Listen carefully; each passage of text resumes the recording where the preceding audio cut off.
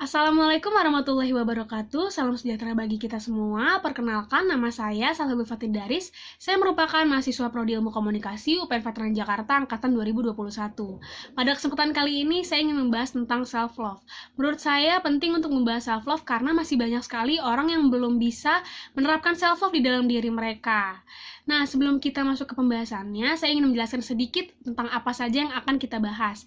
Yang pertama ada pengertian dari self-love itu sendiri, yang kedua ada aspek-aspek self-love, dan yang ketiga adalah bagaimana cara kita menerapkan self-love di dalam diri kita. Masuk ke pembahasan yang pertama yaitu pengertian dari self-love.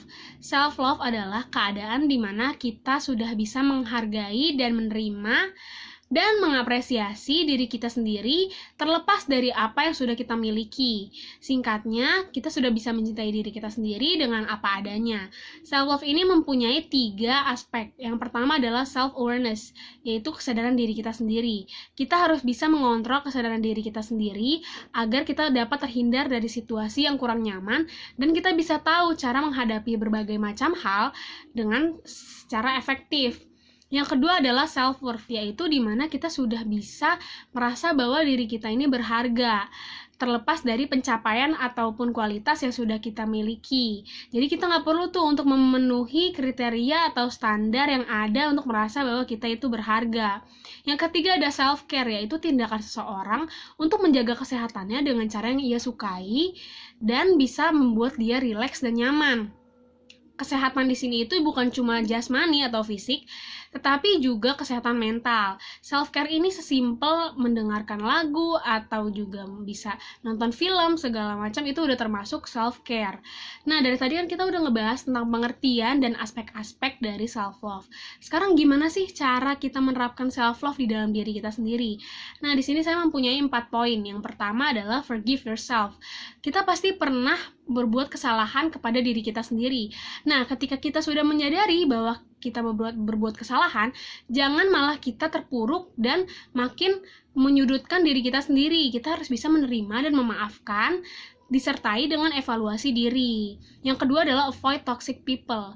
Jika kalian sudah merasa bahwa lingkungan kalian itu berdampak buruk bagi diri kalian, try to make a distance. Jadi kita nggak usah berhubungan lagi atau kayak nggak usah bersosialisasi lagi sama mereka karena mereka sudah memberikan bad influence ke kita, ya kan.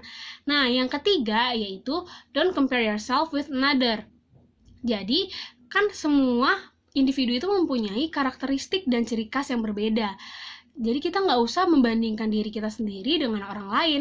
Cukup kita bersyukur dan menjaga apa yang sudah kita miliki. Yang terakhir pasti udah nggak asing lagi yaitu me time. Kita juga butuh waktu untuk diri kita sendiri, untuk kayak relaksasi segala macam. Nah, lakukan kegiatan yang bisa membuat diri kita itu nyaman.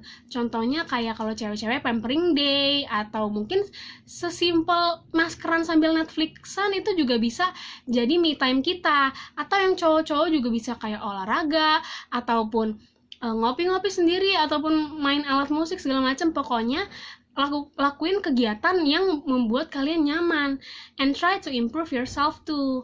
Nah, dengan memberikan tips untuk lebih mencintai diri kita sendiri, itu menjadi akhir dari pembahasan saya pada kesempatan kali ini. Kesimpulannya adalah know yourself more to love yourself. Saya Salsabil Fatindaris. Terima kasih. Assalamualaikum warahmatullahi wabarakatuh.